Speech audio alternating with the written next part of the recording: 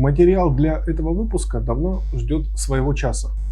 На протяжении всех 10 тем образовательного курса для тренеров мы рассказывали о применении информационных технологий в волейболе.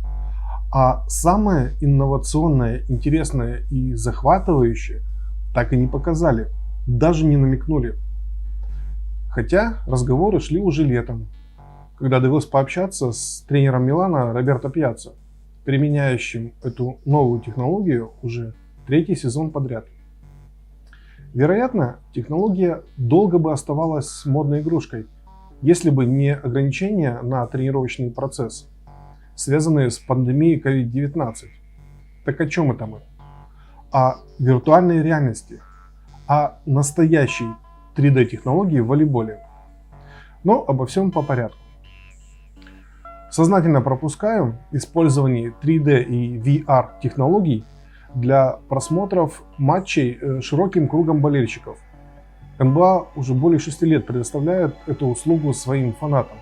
Кстати, первый в истории матч в 3D-показе был между Golden State и Денвером в сезоне 2013-2014 годов. Хотя стоит упомянуть, что в футболе уже используют некоторые элементы добавленной реальности для разбора судьями спорных моментов. Но не могу не поделиться восторгом, который ощутил, когда случайно увидел на Евроспорте виртуальные велогонки. Сами платформы для виртуальных тренировочных гонок давно созданы для тренировочного процесса. Это Zwift, в котором есть также симулятор беговой дорожки. Это Rovi, официальный партнер Ironman, платформа BeCool. Принцип в них один и тот же. Велосипедист на профессиональном велостанке перед телевизором, монитором проезжает различные трассы. Разумеется, при этом эмулируется усилие, то есть спуск или подъем, а на мониторе перед спортсменом рисуются соперники и ландшафты. Так вот, в прошлом году состоялись Монумента Тура Фландрии, виртуальный Тур де Франс, Тур Швейцария, Джиро d'Italia. Реально участвовали профессиональные команды, лучшие гонщики, а самый огонь в том, что на некоторых гонках могли поучаствовать и любители. Когда еще доведется поездить по одной трассе с лучшими велогонщиками мира? Надо сказать, что трансляция таких гонок выглядит довольно необычно. То есть сам общий экран с моделируемым пространством и гонками как раз не удивляет. Но видеть, например, Беттиоля на фоне дивана, который со станка дает интервью перед заездом, или как маленький сын у Штыбора что-то там спрашивает, жены ходят. Атмосфера, согласитесь, довольно демократичная. Хотя и там страсти были вполне нешуточные, спортивные, профессиональные, даже кого-то дисквалифицировали. Там один из гонщиков выдавал больше 500 ватт какое-то время и сказали, что быть такого не может. Словом, такого рода соревнования в будущем обязательно будут иметь успех и развитие.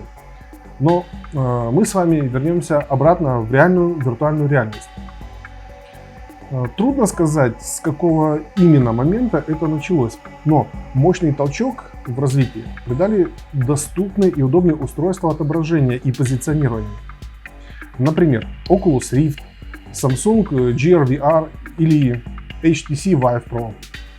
Изначально игровые средства отображения видеосигнала с различными системами позиционирования и управления привлекли внимание околоспортивных специалистов. И теперь мы можем поговорить об их профессиональном применении. Так появляются программные продукты, как Razzle, как Soccer Dream, как другие им подобные.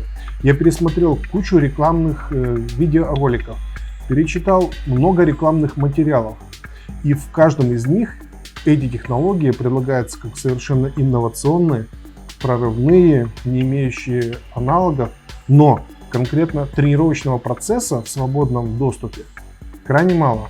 Либо это держится под секретом, либо это напоминает развлекательный характер, где тренировки больше похожи на трехмерные компьютерные игры. Однако есть два очень важных рациональных направления в этом потоке информации. Первое.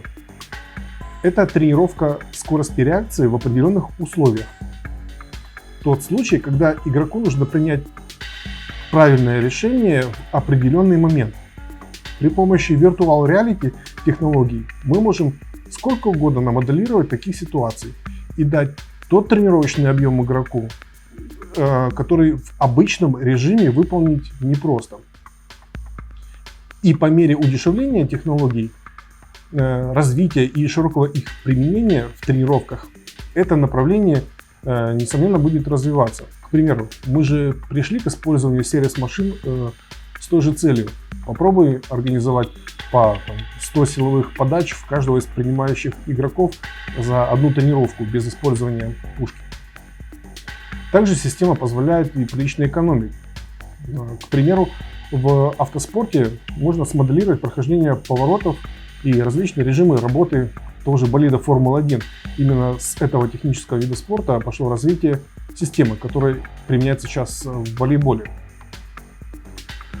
Второе очень важное направление – это анализ игровой ситуации в трехмерном виртуальном пространстве. В аналитике мы давно используем видеоанализ с применением видеосигнала с различных точек обзора. В случае виртуальной реальности мы можем поставить как тренера, так и игрока в определенную точку игрового пространства и прокрутить реальный либо моделируемый игровой эпизод. Это позволяет более доходчиво разъяснить игрокам, почему в определенной ситуации нужно действовать именно так, а не иначе. Все дело в том, что мы усваиваем и запоминаем около 30% того, что увидели, и около 90% того, что сами пережили, в чем лично мы участвовали. Вот тут виртуальные технологии позволяют нам пережить момент, а не смотреть на него со стороны безучастно. Сюда же мы отнесем и разбор игровых эпизодов. Тут уже тренер может себя поставить на место игрока и понять, а верно ли данная установка играть в определенный момент таким образом. Или может быть стоит что-то поменять, ведь с тренерской позиции видно далеко не так, как с игрового пространства. Я уверен, что в ближайшем будущем мы узнаем много нового про 3D-анализ игровых ситуаций в волейболе. Однако вернемся к волейболу и к применению Роберто Пьяцци виртуальной реальности. Роберто рассказал мне, что начал применять эту технологию в 2017 году в команде СКРА из города Белхатов. Первое, что удалось ощутимо улучшить, это как раз концентрацию и скорость реакции игроков, в первую очередь на блоке и в защите. Теперь Роберто применяет систему в команде Powervolley из Милана. Тут, к сожалению или к счастью, подвернулся карантин, а под рукой был программно-аппаратный комплекс V-Brain Tracker и CNS Sprint. Так, в крайне ограниченных карантинных условиях можно было поддерживать игроков в ментальном тонусе с соблюдением всех необходимых медицинских и социальных норм, не выходя на игровой корт. Итак, что из себя представляет этот программно-аппаратный комплекс? Собственно, это производительный компьютер, очки или шлем виртуальной реальности Oculus Rift и программа Brain Tracker. Именно последняя версия шлема виртуальной реальности Oculus Rift S дала больше возможностей и больше независимости. Ранее позиционирование выполнялось по док-станциям, а теперь по встроенным камерам. Однако полностью от кабелей пока не получается отказаться. В самом простом приближении рабочая площадка – это набор квадратов в трехмерном пространстве, одного из которых надо успеть коснуться как можно быстрее и вернуться обратно в исходное положение. Теперь заменим квадраты изображением волейбольного мяча. Зададим различные режимы, высоту, скорость появления. И вот уже тренировка для защиты. Поднимем мяч повыше на высоту сетки. И вот тренировка блока. Теперь такой комплекс применяется в казанском «Зените». По секрету скажу, что скоро «Зенит» приоткроет завесу тайны и расскажет в репортаже о своем опыте применения. Разумеется, тренировки в режиме виртуальной реальности никогда не заменят тренировку с мячом и уж точно не добавят техники. Однако, все то, о чем мы сегодня поговорили, несомненно, будет развиваться и применяться в волейболе. Спасибо и удачи!